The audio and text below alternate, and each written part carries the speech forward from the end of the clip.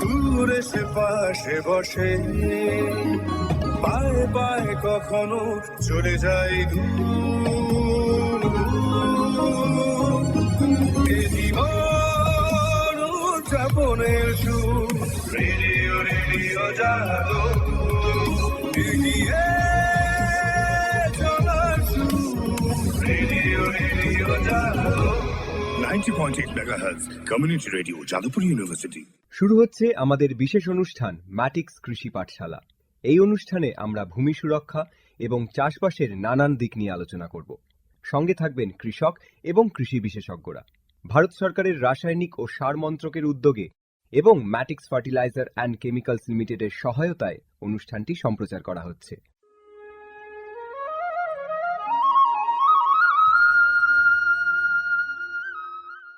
ম্যাটিক্স কৃষি পাঠশালার আজকের বিষয় মাটি বিশ্লেষণের জন্য বিজ্ঞানসম্মতভাবে মাটি সংগ্রহ।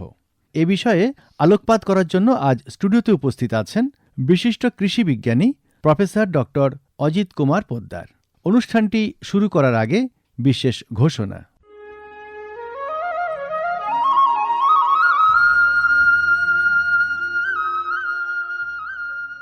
অর্থনৈতিক বিষয় সংক্রান্ত ক্যাবিনেট কমিটি তাদের ২৮ জুন ২০২৩ সভায় পিএম প্রণাম নামক একটি প্রকল্প অনুমোদন করেছে।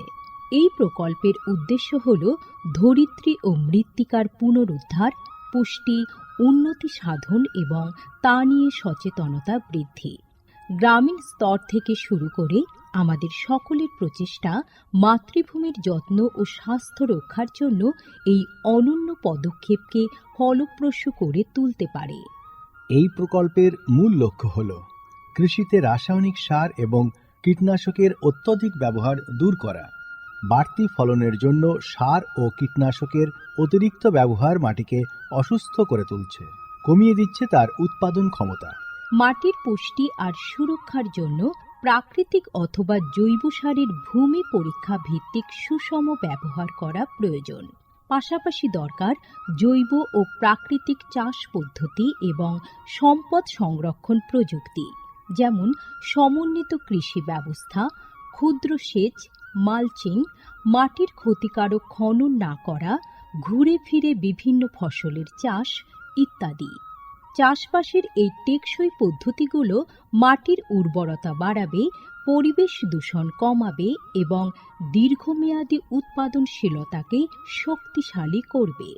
সারের সুষম ব্যবহার শুধু মাটিই নয়, সার্বিকভাবে পরিবেশের স্বাস্থ্য রক্ষা করে।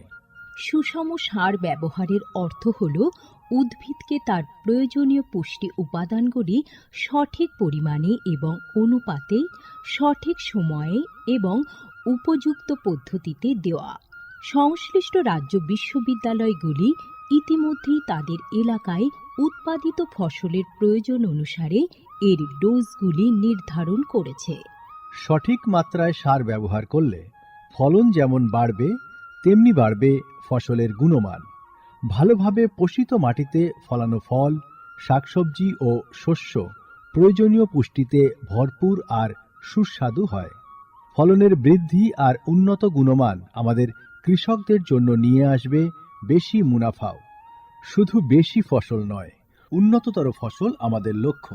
এই কৌশলে লাভবান হবে প্রত্যেকে, আমাদের কৃষকরা, আমাদের পরিবেশ এবং সর্বোপরি আমরা সকলে।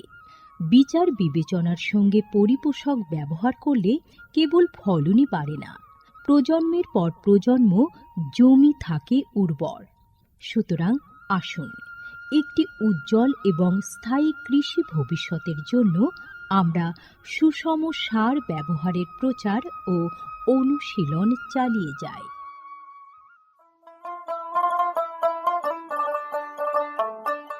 বিকশিত ভারত সংকল্প যাত্রা বা VBSY এর একটি গুরুত্বপূর্ণ অংশ হল ভারত সরকারের সার বিভাগ দ্বারা PM প্রণাম স্কিম এবং কৃষিতে ড্রোন ব্যবহারের প্রচার।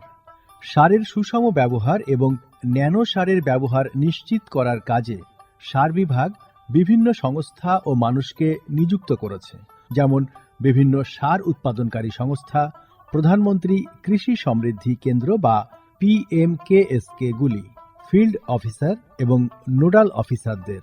VBSY এর একটি প্রধান দিক হল বিভিন্ন শস্য এবং গাছপালার ওপর ন্যানো এবং জল দ্রবণীয় সার স্প্রে করার কাজে ড্রোনের ব্যাপক ব্যবহার। এই উদ্যোগের ফলে 29টি রাজ্য ও কেন্দ্রশাসিত অঞ্চলের বিভিন্ন জেলায় হাজার হাজার ড্রোন প্রদর্শন হয়েছে। এই পদ্ধতিটি হাতে কলমে দেখিয়ে দেওয়ায় আধুনিক কৃষি প্রযুক্তি গ্রহণের সুবিধাগুলি মানুষের কাছে আরও স্পষ্ট ও বিশ্বাসযোগ্য হয়ে উঠেছে। এই জনসংযোগ কর্মসূচিগুলি দীর্ঘমেয়াদী কৃষি অনুশীলনের সুফল সম্পর্কে নাগরিকদের অবহিত করতে একটা বড় ভূমিকা পালন করেছে। সারা দেশ জুড়ে লক্ষাধিক দর্শক ড্রোনের প্রদর্শনী প্রত্যক্ষ করেছেন। প্রচলিত ইউরিয়ার চেয়ে ন্যানো ইউরিয়ার উপকারিতা বিষয়ে সচেতন হয়ে কৃষকরা ন্যানো সার প্রয়োগে গভীর আগ্রহ দেখিয়েছেন। এই কর্মসূচির আলাপ আলোচনায় উঠে এসেছে জৈব চাষের উপযোগিতা, যা প্রমাণ করে চাষের এই সব অনুশীলনগুলি নিয়ে কৃষকদের সচেতনতা। উৎসাহী কৃষকরা কৃষিতে ড্রোন প্রযুক্তির বিষয়ে আগ্রহ প্রকাশ করেছেন। এই আধুনিক কৌশলগুলির অর্থনৈতিক কার্যকারিতা কৃষকদের নতুন দিশা দেখিয়েছে, কৃষিতে এক স্থায়ী এবং সাশ্রয়ী পদ্ধতির পথ প্রশস্ত করেছে। মাননীয় প্রধানমন্ত্রী মহিলা কিষাণ ড্রোন কেন্দ্র চালু করেছেন। এটি মহিলা স্বনির্ভর গোষ্ঠীগুলিকে ড্রোন সরবরাহ করবে, যাতে তারা এই প্রযুক্তি ব্যবহার করে জীবিকা নির্বাহ করতে পারে। VBSY প্রোগ্রামের রূপায়ণে PMKSK গুলি সক্রিয় ভূমিকা পালন করছে। একে অপরের সঙ্গে এই সহযোগিতাই আমাদের পাথেয়। বিকশিত ভারত সংকল্প যাত্রা শুধু একটি যাত্রা নয়, এটি ভারতীয় কৃষির দীর্ঘমেয়াদী এবং প্রযুক্তিগতভাবে উন্নত ভবিষ্যতের দিকে একটি গুরুত্বপূর্ণ পদক্ষেপ। যাত্রাপথে এটি জাতির কৃষিকে সম্পূর্ণ পুনর্নির্মাণ করা, উদ্ভাবনকে উৎসাহিত করা এবং সবার জন্য একটি সবুজ, আরও সমৃদ্ধ ভবিষ্যৎ নিশ্চিত করায় অঙ্গীকারবদ্ধ। ড্রোন প্রযুক্তি, ন্যানো সার এবং দীর্ঘমেয়াদী কৃষি অনুশীলনের প্রচারের মাধ্যমে এটি কেবল সচেতনতায় তৈরি করছে না, আরও সমৃদ্ধ এবং পরিবেশ বান্ধব ভবিষ্যতের জন্য নব প্রযুক্তিকে গ্রহণ করতে কৃষকদের অনুপ্রাণিত করছে। এই কৃষি বিপ্লবের গতি প্রকৃতি প্রত্যক্ষ করলে এটা স্পষ্ট হয় যে VBSY একটি বিকশিত, উন্নত এবং দীর্ঘজীবী ভারতের বীজ বপন করছে।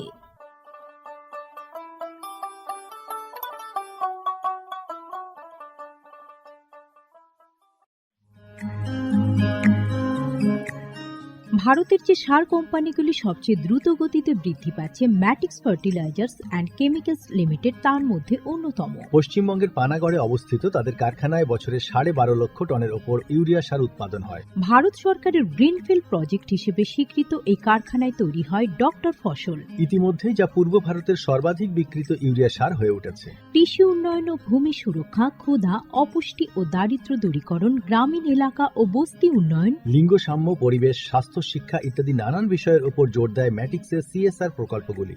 ম্যাটিক্স এক সবুজ ভবিষ্যতের অঙ্গীকার।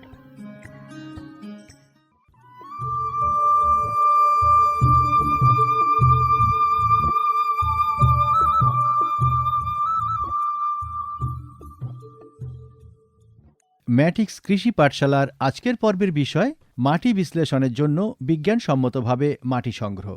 এ বিষয়ে আলোচনা করার জন্য আমাদের সঙ্গে স্টুডিওতে উপস্থিত আছেন বিশিষ্ট কৃষিবিজ্ঞানী প্রফেসর ডক্টর অজিত কুমার পোদ্দার। আপনাকে স্বাগত জানাচ্ছি আমাদের আজকের এই পর্বে। ধন্যবাদ আপনাকে। আমরা তো প্রথমেই ঘোষণা করলাম যে আমাদের আজকের বিষয় কি, মাটি বিশ্লেষণের জন্য বিজ্ঞানসম্মতভাবে মাটি সংগ্রহ। তো প্রথমেই আপনার থেকে জানতে চাইব মাটি বস্তুটি ঠিক কি? খুব সুন্দর একটা প্রশ্ন, কারণ আমি মাটি নিয়ে কথা বলবো, কিন্তু মাটি বিষয় আমাদের একটু জানা দরকার। সেটা আমাদের একটা ডেফিনেশন আছে, সেই ডেফিনেশনটা দিয়েই শুরু করছি। Soil is a natural body occupying the surface of the earth, অর্থাৎ সে আর্থটাকে অকুপাইন করে রয়েছে। Heterogeneous and dynamics in nature, মানে এটা অনেক কিছু দিয়ে তৈরি হয় এবং এটা পরিবর্তনশীল। Supplying the nutrients, water, air with mechanical support for the plant kingdom. ওই মাটির থেকেই কিন্তু গাছ, আপনি ওয়াটার বলবেন, তারপর বায়ু বলবেন, এয়ার বলবেন, এবং গাছের যে নিউট্রিয়েন্ট দরকার হয় সেই নিউট্রিয়েন্টগুলো কিন্তু বেশিরভাগই আমরা এই মাটির থেকে পাই। আর মেকানিক্যাল সাপোর্ট পাই, মানে গাছটা দাঁড়িয়ে থাকার যে সাপোর্ট সেটা পাই। এটা হলো মাটি।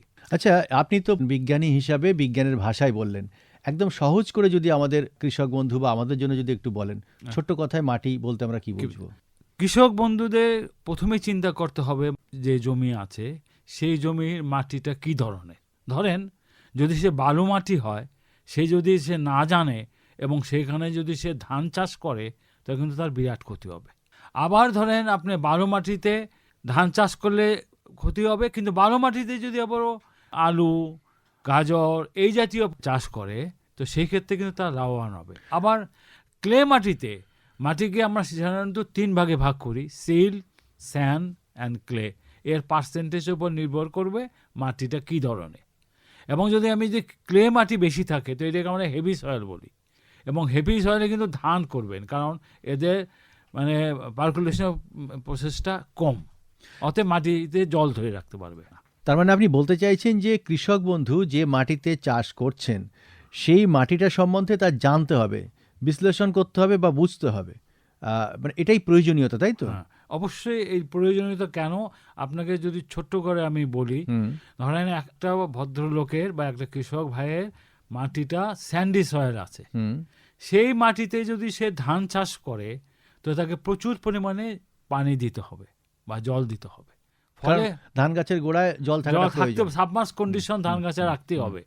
আর যেহেতু এটা স্যান্ডি সয়েল, অতএব পানি নিচের দিকে চলে যাবে। বুঝলেন ব্যাপারটা? আর যদি আপনি তার ক্লে সয়েল থাকে, তখন সে যদি আলু করতে যায়, ওটা খুব কম্প্যাক্ট থাকে, মানে হেভি সয়েল থাকে, শক্ত থাকে, আলুটা বাড়তে পারবে না। আচ্ছা, অতএব তাকে প্রথম জানতে হবে তার মাটিটা কি ধরনের, এটা স্যান্ডি সয়েল না লোম না ক্লে সয়েল। এটা জানলে পরেই সেই অনুযায়ী তার শস্য নির্বাচন করবে। আরও অনেক কিছু আছে, আমি পরে আপনাকে বিশ্লেষণ করে বলবো।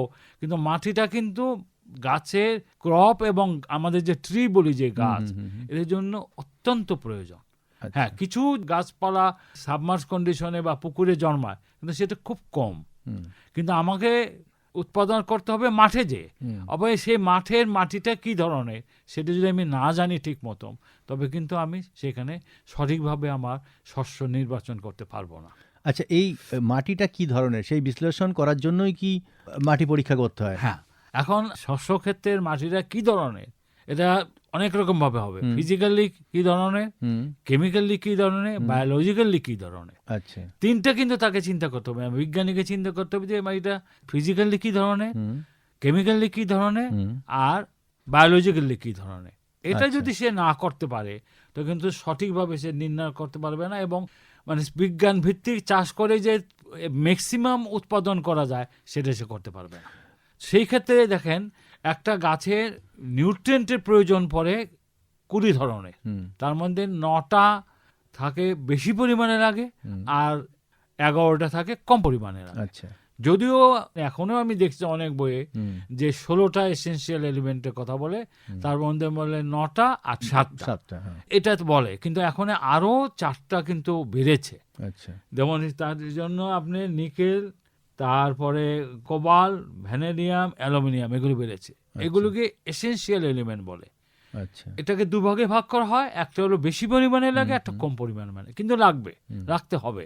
ধরুন আপনি মাংস রান্না করছেন, সব কিছু মশলা দিয়ে রান্না করলেন, কিন্তু নুন দিলেন না, খেতে পারবেন? খেতে পারবেন না। সেই ক্ষেত্রে আপনি নুন কিন্তু খুব বেশি দিতে পারবেন না, বেশি দিলেও খেতে পারবেন না, কম দিলেও খেতে পারবেন না। আপনাকে পরিমাণ মতো দিতে হবে, অল্প পরিমাণে দিতে হবে। কিন্তু উল্টো দিকে যদি আপনি পেঁয়াজ, রসুন, আদা এগুলি যদি দেন, সেগুলো আপনি প্রচুর পরিমাণে দিতে পারবেন, অর্থাৎ সাথে কোনো মানে খুব বেশি আসবে যাবে না। কিন্তু ট্রেস এলিমেন্ট কিন্তু আপনাকে, নুনটা কিন্তু আপনাকে সঠিকভাবে দিতে হবে। এই ট্রেস এলিমেন্ট যে আমরা বললাম যে 11টা যে ট্রেস এলিমেন্ট আছে, তা অবশ্যই লাগবে, কিন্তু অল্প পরিমাণে লাগবে। মানে গুরুত্বটা অনেক বেশি। গুরুত্বটা অনেক বেশি, এবং এই জন্য এটাকে বলা হয় এসেনশিয়াল এলিমেন্ট। আর 9টা যেটা সেটা বেশি পরিমাণে, সেটা গুরুত্ব কী কী আছে? Nitrogen, phosphorus, potash. এটা কিন্তু আমাদের কৃষক ভাইরা এই 3টে নিয়েই তাদের সবসময় মাথা। এটা তো আমরা শুনেছি এনপিকে। এনপিকে, তো এইগুলো আপনার মাটিতে কতটুক পরিমাণে আছে, আর আপনি যে ফসলটা উৎপাদন করতে যাচ্ছেন তাতে নাইট্রোজেন কত পরিমাণে দরকার, এই সমস্ত জিনিস জানার জন্য, শুধু নাইট্রোজেন না, পটাশ, ফসফরাস, তারপরে ট্রেস এলিমেন্টে বোরন, জিঙ্ক, কোবাল্ট, এগুলো সবগুলো অ্যানালাইসিস করার জন্য যদি জানতে পারেন, তখন কিন্তু আপনি শস্য নির্বাচন করাটা আপনার জন্য খুব সহজ হয়ে যাবে। এই জন্য মাটিটাকে মানে বিশ্লেষণ করতে হয়, এবং তার আগে যেটা বড় কাজ সেটা হলো মাটিটাকে সংগ্রহ করতে হয়। আচ্ছা, একটু আপনাকে জিজ্ঞাসা করি, যে বললেন যে মাটির নানান ধরনের বিশ্লেষণ করা হয়, যেগুলো বললেন যে ফিজিক্যাল, বায়োলজিক্যাল আর কেমিক্যাল, এই 3 রকমের বললেন। তো এই 3 রকমের 3টেই কি করতে হবে, না যে কোনো একটা করলেই হবে? না, এটা নির্ভর করবে আপনি মানে কি শস্য উৎপাদন করতে যাচ্ছেন। ধরেন আমি একটু এক্সাম্পল দিই, আপনি লিগুমস চাষ করতে যাচ্ছেন, মানে ডাল জাতীয় শস্য চাষ করতে যাচ্ছেন, সেখানে ওই ডাল জাতীয় শস্য শিকড়ে একরকম গুটি হয়, তারা রাইজোবিয়াম নামক ব্যাকটেরিয়া দ্বারা হয়, তারা বাতাসে নাইট্রোজেন সংগ্রহ করে, কারণ বাতাসে প্রচুর পরিমাণে নাইট্রোজেনে, কিন্তু বেশিরভাগ ফসলই এগুলো গ্রহণ করতে পারে না। এখন আপনি যদি ওই লিগুম চাষটা করতে যান, সেখানে কিন্তু আপনাকে total count and differential count, মানে কত পরিমাণে আমার জীবাণু আছে মাটিতে, সেটা আমাকে জেনে নিতে হবে। এই জন্য বায়োলজিক্যাল ওখানে লাগবেই। কেমিক্যাল, আপনার নাইট্রোজেন কতটুকু আছে, ফসফরাস কতটুকু, পটাশ কতটুকু আছে, ক্যালসিয়াম কতটুকু, ম্যাগনেসিয়াম, জিঙ্ক, মোটামুটি 20টাই যদি আপনি জানতে চান জানতে পারবে। তাতে আপনি যেই শস্য লাগাচ্ছেন তাহলে তার কত পরিমাণ এদের দরকার হবে সেটা তারা বলে দেবে। এক। আর ফিজিক্যাল বললেন যে এটা কি পিএইচটা কি, মানে অ্যাসিডিক সয়েল না নিউট্রাল না অ্যালকালি সয়েল, এটা আপনাকে ফিজিক্যালি জানতে হবে। অম্ল, ক্ষারীয়, এটা পিএইচ দ্বারা আমরা ফিজিক্যালি করে দেয়। আর মেকানিক্যাল অ্যানালাইসিস, আপনি প্রথমে আমি যেটা বলেছিলাম, স্যান্ড, সিল, ক্লে কত পরিমাণে আছে আপনার মাটিতে, এবং ওই মাটি আপনি কি শস্য ফলাবেন, এই পুরোটাই কিন্তু আপনার এই ফিজিক্যাল অ্যানালাইসিস করে জানতে হবে। আচ্ছা, এবার আপনি যেটা বলতে চাইছিলেন যে এই যে মাটি পরীক্ষা করার জন্য বা বিশ্লেষণ করার জন্য আমাদের মাটি সংগ্রহ করতে হবে আর কি, সেই পদ্ধতিটা যদি একটু বলেন, যে জমি থেকে কিভাবে মাটি সংগ্রহ করতে হবে। সেটা ভালো। দেখেন, ডাক্তাররা আপনাকে অনেক সময় সকালবেলা প্রস্রাব বা স্টুলটা নিতে বলে, এতে কারণ আছে। এরকম আমাদের হঠাৎ মাঠে যে এক মুঠ মাটি তুলে নিয়ে আসবেন, সেটা কিন্তু রিপ্রেজেন্টেটিভ সয়েল হবে না। আচ্ছা, মানে সেটাকে রিপ্রেজেন্টেটিভ হতে হবে। হ্যাঁ, আপনি সমস্ত মাটি তো নিয়ে আসতে পারেন। যেমন 1 বিঘা জমি আছে, আপনি স্বপ্নে 6 ইঞ্চি করে মানে শিকড় যায়, কিন্তু 6 ইঞ্চি শিকড় গেল, 6 ইঞ্চি কিন্তু মাটি নিয়ে আপনি তো অ্যানালাইসিস করতে পারবেন না। আপনাকে এমন কতগুলো পদ্ধতি অবলম্বন করতে হবে, সেগুলির রিপ্রেজেন্টেটিভ সয়েল হয়। বোঝা গেল? আর আপনি জেনারেলি যে ক্রপগুলো হয় সেগুলো কিন্তু 0 to 6 ইঞ্চি অথবা 0 to 15 সেন্টিমিটার ডেপথ পর্যন্ত শিকড়টা যায়। সেগুলো মানে 1 বর্ষজীবী, মানে 3 মাস, 4 মাস, 5 মাস, ক্রপ যেটাকে আমরা সাধারণত শস্য যেটাকে বলি। আর গাছ যখন বলবো বহু বছর হবে, এদের পেনিট্রেশন কিন্তু রুটের অনেক বেশি। সেই ক্ষেত্রে যদি শস্য করেন, আপনাকে 0 থেকে 6 ইঞ্চি মাটি নিতে হবে। আর যদি আপনি কোনো বাগান করতে যান, এটা লিচু বাগান হতে পারে, পেয়ারা বাগান হতে পারে, কলা বাগান হতে পারে, সেক্ষেত্রে কিন্তু মাটিটা কালেকশন করতে হবে ডেপথ অনুযায়ী, কতটুক শিকড়টা ওই গাছের যায় সেখান থেকে। সেটা অনেকটাই হতে পারে। হ্যাঁ, এটা গাছ টু গাছ নির্ভর করবে। ঠিক আছে, এই 6 ইঞ্চি মাটি কিন্তু আপনাকে একটা পদ্ধতিতে নিতে হবে। ধরেন আপনি 1 বিঘা জমি আছে, সেখানে 8 থেকে 10 জায়গার মাটি সংগ্রহ করতে হবে। প্রথম মনে রাখতে হবে আমার 1 বিঘা জমি আছে, যে এরকম ভাবে থাকুক, মানে আনডোলেটিং থাকুক, যাই থাকুক, তাকে 8 থেকে 10 জায়গা মাটি সংগ্রহ করতে। এই যে 10টা জায়গা আমরা নির্বাচন করব, কিভাবে করব? কিভাবে? ভেরি গুড, খুব সুন্দর প্রশ্ন। এটাই জানা দরকার। আমি তো এক জায়গা থেকে 10টা স্যাম্পল নিয়ে এলাম, তা তো হবে না। আপনাকে এই স্যাম্পলটা নিতে হবে, আপনি যে হাল আছে, আলের 1 ফিট বা 2 হাত বা 2 ফিট পরের থেকে নিতে হবে, মানে ভেতর থেকে নিতে হবে। কি যখন আলের কাছে কিন্তু সমস্ত পোকামাকড় বাস করে এবং ওখানে গাছও থাকে, ফলে ওখান থেকে নিউট্রিয়েন্টটা অ্যাবজর্বটা হয়ে যায়। অতএব আমরা টু অ্যাভয়েড দ্য আলের যে এফেক্ট, সেটার জন্য আমরা 2 ফিট, আমরা সাধারণত বলি 1 হাত হলেও চলে, 2 ফিট আপনি সরে ভিতর দিকে মাটি নিতে হবে। কীভাবে নেবেন? আপনি যেহেতু 6 ইঞ্চি ক্রপের জন্য নেবেন, এটা 0 to 6 ইঞ্চি মাটি আছে, সেখান থেকে আপনাকে 1 কোদাল ভি শেপে কাটতে হবে। আচ্ছা, হ্যাঁ, ভি শেপে কেটে ভিতর থেকে মাটিটা তুলে নিয়ে আসতে হবে এবং তার দিকে দুদিকে ভি শেপের থেকে চেষে মাটি সংগ্রহ করতে হবে। এবং মাটি সংগ্রহ করতে হবে কিন্তু কিভাবে? অবশ্যই পরিষ্কার পলিথিন বা পলিপ্রোপিলিন ব্যবহার করবে। তাহলে ডেপটা বললেন 6 ইঞ্চি। 6 ইঞ্চি, যেহেতু আপনি আর- ক্রপ করছেন। হ্যাঁ, আর চওড়ায় চওড়া না, দুদিক দিয়ে যদি আপনি হ্যাঁ, কাটেন, হ্যাঁ। তাহলে হলো ওখান থেকে একটা চাক উঠে আসবে, আচ্ছা, দুই চাক থেকে আপনি মাটি ভি আকৃতি ভি বললেন। আকৃতি, মানে উল্টো দিক দিয়ে দেখলে এ আকৃতি। এ আকৃতি হবে, রাইট। কারণ এইদিকে একটা কোপ দিবেন, এইদিকে একটা কোপ দিবেন, ভি আকৃতি হবে, ওখানে ভিতরে মাটিটা তুলে নেবেন আপনি। ঠিক আছে? একদম একদম উপরের মাটিটা কি না, নেবে? উপর মাটিটা পরিষ্কার করে প্রথম ফেলে দিবেন। ফেলে দিতে হবে। আচ্ছা, তারপরে এই যে 0 থেকে 6 ইঞ্চি বা 0 থেকে 15 সেন্টিমিটার, ওটাকে চেষে মাটিটা নিতে হবে আচ্ছা, দুই দিক দিয়ে। আচ্ছা। ভি আকৃতি হচ্ছে তো, দুই দিক দিয়ে আপনাকে ওটা নিতে হবে। হুম। নিতে হবে অবশ্যই পরিষ্কার পলিথিন বা পলিপ্রোপিলিনে। না, এরকম তো 10 জায়গাতে নিতে বললেন। হ্যাঁ, এক জায়গায় আমি আপনাকে এক্সাম্পল দিলাম, এরকম 10 জায়গায়। এবং 10 জায়গা কোথা থেকে নেবেন? প্রথম আপনাকে বললাম আলের থেকে 2 ফিট ফ্রম বর্ডার। হুম। তারপরে হলো যদি আপনার মাঠের ভিতরে একটা বড় গাছ থাকে, আম গাছ থাকুক বা কাঁঠাল গাছ থাকুক, যেই গাছই থাকুক, তার ছায়া যতটুকু পর্যন্ত পড়ে সকাল থেকে বিকাল পর্যন্ত, সেই ছায়া জায়গার থেকে মাটি নিতে পারবেন না। আচ্ছা, ঠিক আছে? আচ্ছা, তারপরে আছে আপনি ডিচ যদি থাকে, একটা মাটি তো একদম সমান থাকে না, কিছু গর্ত টর্ত থাকে, সেই গর্ত থেকে মাটি নিতে পারবেন না, কারণ ওখানে কিন্তু জল জমে থাকে এবং মানে অনেক জীবাণু এসে ওখানে ফিক্সেশন করে, ফলে আলাদা হয়ে যায় নর্মাল মাটির থেকে। আর নিতে পারবেন না যদি ইরিগেশন চ্যানেল আপনার মাঠ দিয়ে যায় জল দেওয়ার জন্য। দেখবেন যখন জলটা ছাড়ে, জলের নালা আর কি। এই নালা দিয়ে যখন জলটা দেয়, তখন দুদিকে কিন্তু দেখবেন মানে কিছুটা মাটি ভিজে থাকে। যায়। হ্যাঁ, একদম। ওই যতটুকু জায়গা ভিজবে ওই জায়গাতে মাটি নিতে পারবেন না। আচ্ছা, ঠিক আছে? এরপর হলো কাউ ডাং, মানে গরু তো চড়বে, গরু ঘোড়া সবই চড়বে, যে ডাং হবে তাদের, সেখানে কিন্তু থেকেও মাটি নিতে পারবেন না। আপনি বুঝবেন কি হবে? মানে যদি গোবর থাকে আমরা আপনি সেখান থেকে নেব না। গোবর থাকলে তো দেখলেন গোবর আছে, আমি নেব না। যদি গোবর না থাকে, সেই জন্য দেখবেন যে যেখানে গোবর পড়ে, বাথরুম করে যখন গরু যখন যেখানে চড়ে আর কি, চড়ে, সেখানে প্রথম ওই মাটিতে কোনো কিছু জন্মাবে, মানে ফাঁকা হয়ে যাবে। চারিদিকে ঘাস আছে কিন্তু ওখানে কোনো ঘাস নেই। আচ্ছা, তারপরে ওই জায়গাতে হলুদ হলুদ পুকি বেরোবে। তারপরে দেখবেন যে ওই জায়গাটা, আপনার এটা আমি টাইমের জন্য বলছি আপনাকে, তারপর হলুদ হলুদ পুকি বেরোলে আপনি বলবেন এখানে কোনো ডাং আছে, ঘাসের হোক আর কাউরির হোক। আর তারপর পুকি বানানোর পর তারপরে আস্তে আস্তে সবুজ ঘাস হবে, এবং এটা চারিদিকে যে ঘাস আছে তাতে বেশি আলাদা আলাদা। হ্যাঁ। অতএব আপনি টাইমিং এর, আপনি জানেন না কখন করছে কি করছে, এটাকে আপনাকে বুঝে নিতে হবে। এক, গতবার আপনি যখন শস্য ফলাতে গিয়েছিলেন, তখন আপনি মাঠের মধ্যে নিয়ে এনপিকে সারটাকে মিশিয়েছিলেন যেখানে, সেই জায়গার থেকে মাটি নেওয়া যাবে না। আবার যে আপনি দেখবেন যে গ্রামের লোকরা অর্গানিক ম্যাটার বাড়ানোর জন্য হিপ করে মাটি রেখে দেন, ওই জায়গার থেকে মাটি নেওয়া যাবে না। এবং হিপ থাকলে পরে ওখানে অর্গানিক ম্যাটার থাকে, একটা সামান্য বৃষ্টি হলে পরে অর্গানিক ম্যাটারটা ওই চারিদিকে থাকে, আমরা ওখান থেকে নেব না।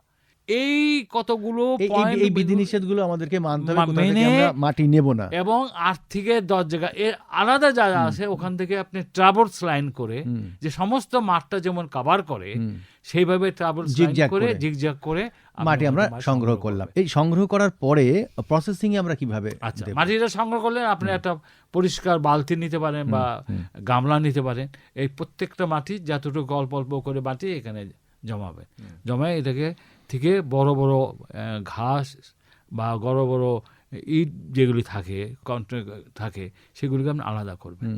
আলাদা করে এই মাটিটাকে আপনি একটা মটারের ভিতরে মানে গুঁড়ো করবেন। গুঁড়ো করে একটা সাদা কাপড় অথবা ভালো সিমেন্ট থাকে অথবা পেপার, এর ভিতরে মাটিটাকে গোল করে বিছাবেন হাত দিয়ে এটাকে হাত দিয়ে 4 ভাগে ভাগ করবেন। আচ্ছা, এবং ধরেন আমি ভাগটাকে যদি A B C D করি, A এবং C মাটিতে ফেলে দেবেন, অথবা বি বা ডি মাটি ফেলে দেবেন, আচ্ছা। নিয়ে আবার আপনি ওই রকম গোল করবেন, করার পর আবারও এরকম ভাগ করবেন এবং এর এ আর ডি নিয়ে দিয়ে দিবেন, ফেলে দেবেন। এরকম করতে করতে যখন 500 কতবার করবো আমরা, মানে যতক্ষণ না যতবার করতে করতে অল্প মানে হচ্ছে। হ্যাঁ 500 থেকে 600 গ্রাম মাটি হবে, সেটাকে ফ্রেশ পলিথিনে ঢুকিয়ে ট্যাগ দিয়ে কোন ক্রপ আগে কি করেছিল এখন কি করতে চায় এবং ওই এলাকার যে লোকেশনটা সেটাকে লিখে অ্যানালাইসিসের জন্য ল্যাবরেটরিতে পাঠিয়ে দিতে হবে। আচ্ছা, তাহলে বিশ্লেষণের জন্য ল্যাবরেটরিতে পাঠাবো আমরা। খরচ কত হবে?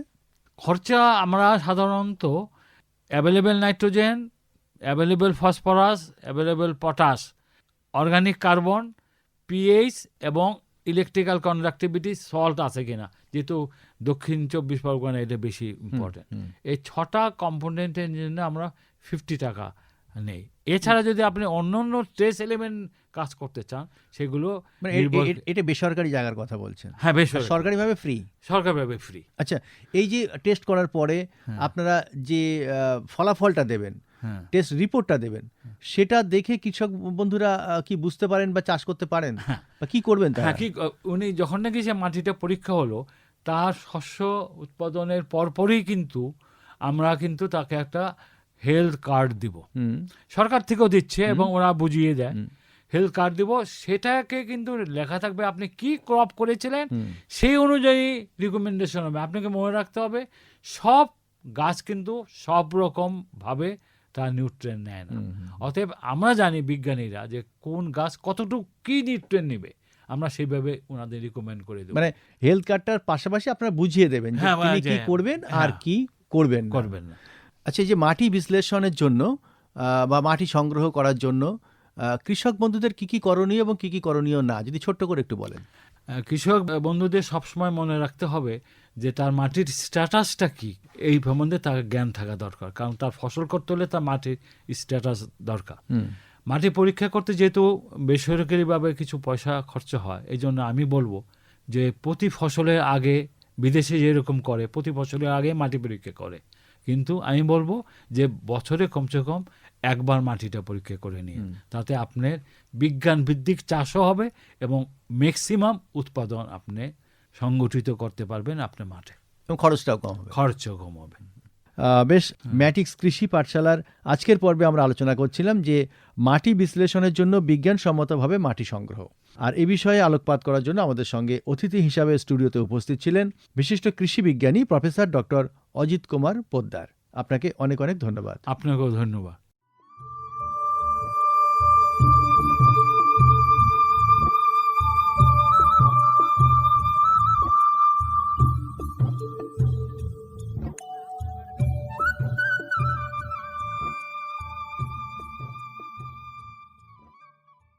लेकिन मैं किसान भाई बहनों को भी कहूंगा कि आपको भी मेरी मदद करनी होगी, और वो मेरी मदद है इतना ही नहीं, मेरे किसान भाई बहन आपकी भी मदद है, और वो है ये धरती माता को बचाना। हम धरती माता को अगर नहीं बचाएंगे तो यूरिया की कितने ही थैले डाल दे, ये धरती मां हमें कुछ नहीं देगी।